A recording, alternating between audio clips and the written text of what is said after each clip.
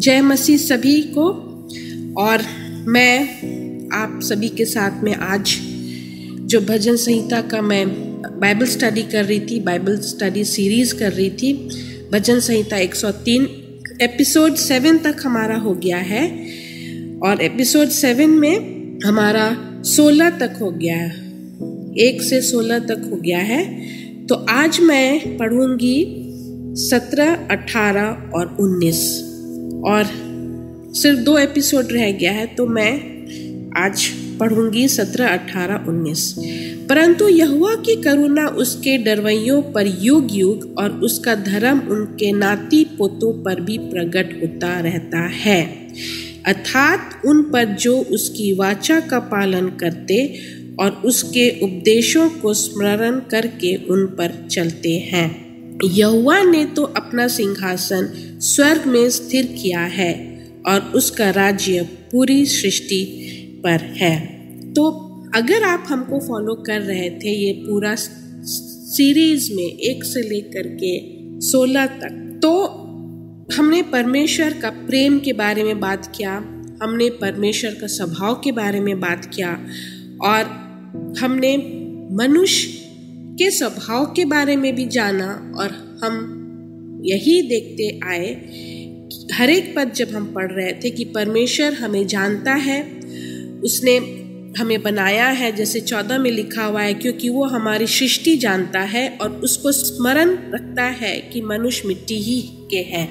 तो वो सब चीज़ जानता है, लेकिन फिर भी हमसे क्यों इतना प्रेम करता है। और उसके ऊपर मैंने प्रश्न और उत्तर भी आप लोगों के साथ में रिफ्लेक्शंस किए थे और ये अभी तक मुझे विश्वास है कि आप लोग बहुत अच्छी तरह से इसका अध्ययन किए और आप लोग जाने मनुष्य का स्वभाव, परमेश्वर का स्वभाव। पहला चीज़ कि परमेश्वर का स्वभाव कैसा और मनुष्य का स्वभाव कैसा है, और इस स्वभाव में हम यही जाने कि परमेश्वर हमको जानता है क्योंकि उसने हमें बनाया है। परमेश्वर जानता है कि हम जैसे कि हम 15 में पढ़ते हैं कि मनुष्य की आयु घास के समान होती है, वो मैदान के फूल के समान फूलता है। और फिर हम 16 में पढ़ते हैं कि जो पवन लगते ही ठहर नहीं सकता और ना वो अपने स्थान में फिर मिलता है। तो ये सारा चीज़ जो लिखा हुआ है, जो दाऊद राजा ने लिखा है मनुष्य के बारे में, कि हम मनुष्य क्यों घमंड करते हैं। हमें खुद नहीं पता कि अगर आज हम रात को सोएंगे तो कल हम उठेंगे कि नहीं।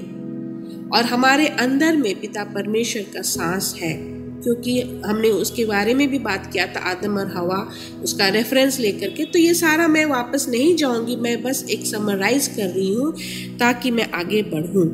तो यहाँ तक हमने पढ़ा और हमने जाना कि परमेश्वर हमसे प्रेम इसलिए करता है क्योंकि वो चाहता है कि हम उसके साथ में, हमें अनंत जीवन मिले और उसके साथ में हम स्वर्ग राज में रहे। तो चलिए आज हम पढ़ते हैं 17, 18, 19। मैं और पहले से पढ़ चुकी हूँ, मैं इसके बारे में आप लोगों को बताऊंगी। यहाँ पर फिर से दोहराया जाता है कि परमेश्वर का प्रेम या करुणा इतना उसमें गहराई है, और जब वो एक बार वो दे देता है अपना प्यार और प्रेम हम विश्वासियों को, और हम विश्वासियों परमेश्वर के अनुसार चलते हैं, उनके आज्ञा मानते हैं, उनसे प्रेम रखते हैं और एक आज्ञाकारी बच्चे होते हैं, तो वो सिर्फ हमारे तक नहीं सीमित रहेगा, लेकिन वो नाती पोतों पर भी प्रकट होता रहेगा। तो ये बहुत बड़ा चीज है, युग से युगानुग तक, पहला चीज। और दूसरा, नाती पोतों पर भी प्रकट होता रहता है और वो होता रहेगा। और ये हमने आप लोगों के साथ में निर्गमन की पुस्तक में भी 10 आज्ञाओं में हम बातें किए थे कि परमेश्वर का प्रेम हमारे साथ बना रहेगा और परमेश्वर का अनुग्रह हमारे साथ बना रहेगा। तो हजारों हजारों साल तक, कितना पीढ़ी आप याद करते हैं तो आप बोलिए, मैं आपको फिर से याद दिलाती हूँ।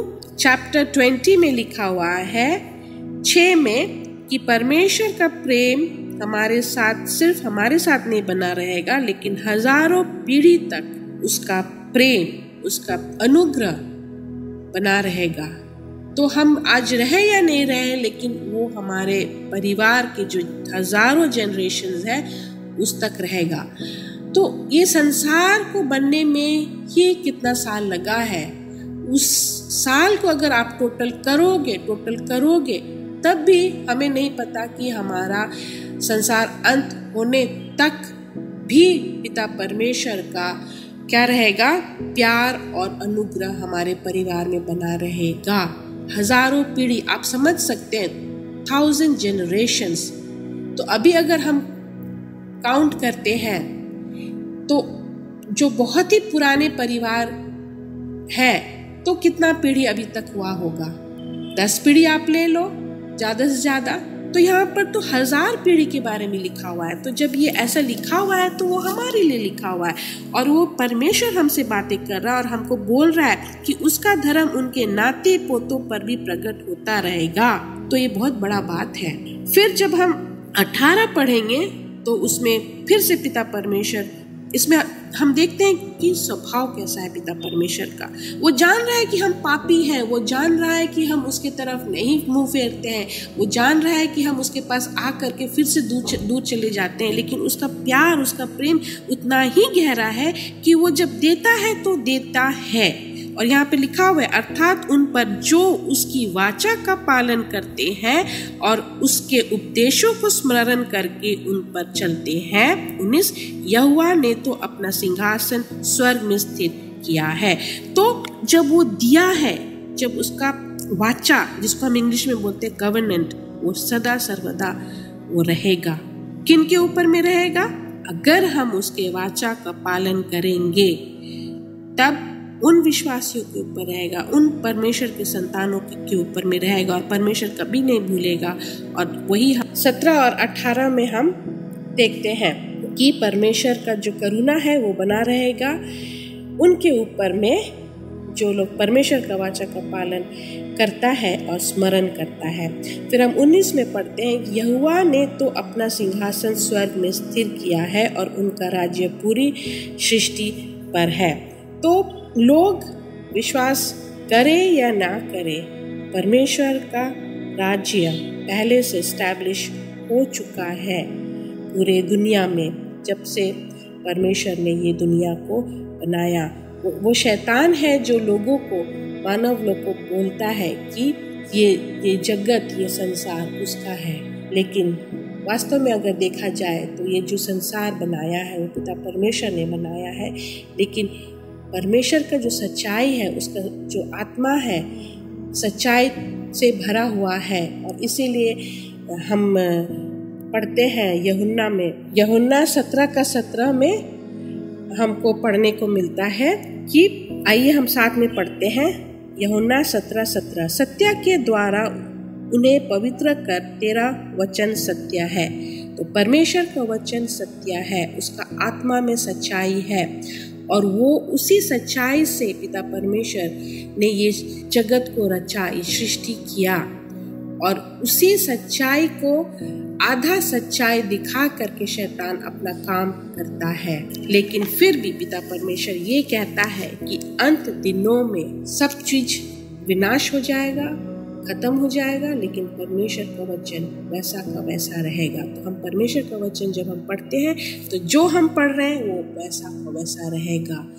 जगत टल जाएगा, पृथ्वी गिर जाएगा, घास सूख जाएगी, लोग मर जाएंगे, लेकिन पिता परमेश्वर का जो वचन है वो हमेशा, जो आज हम पढ़ रहे हैं वो हमेशा सदा सर्वदा वैसा ही रहेगा। और वैसा ही हमारा, हम मसीही लोगों का वो मन्ना है, हर एक दिन हम खाते हैं, परमेश्वर के वचन को हम लेते हैं। इसलिए यीशु मसीह ने,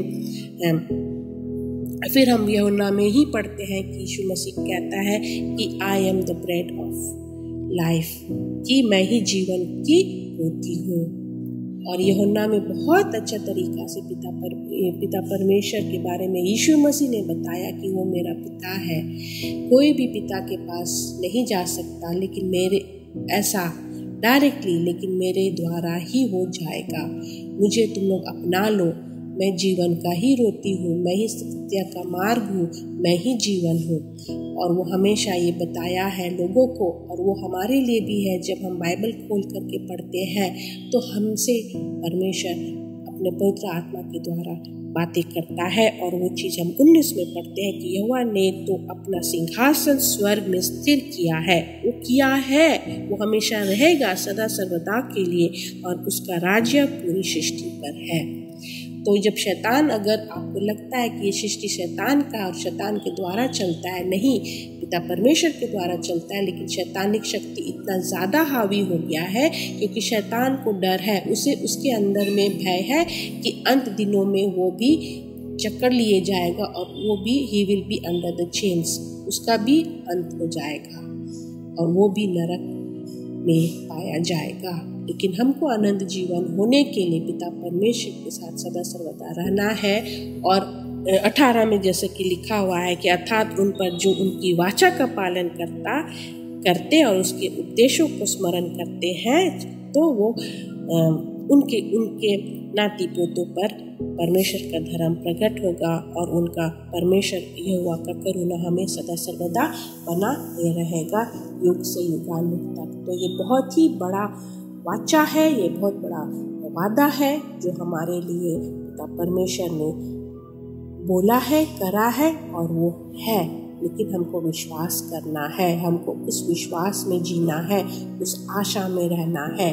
तो यही हमारा, जो कि मैं हमेशा बोलती हूँ कि इसी में हमको टिक करके रहना है। तो मैं परमेश्वर को धन्यवाद देती हूँ।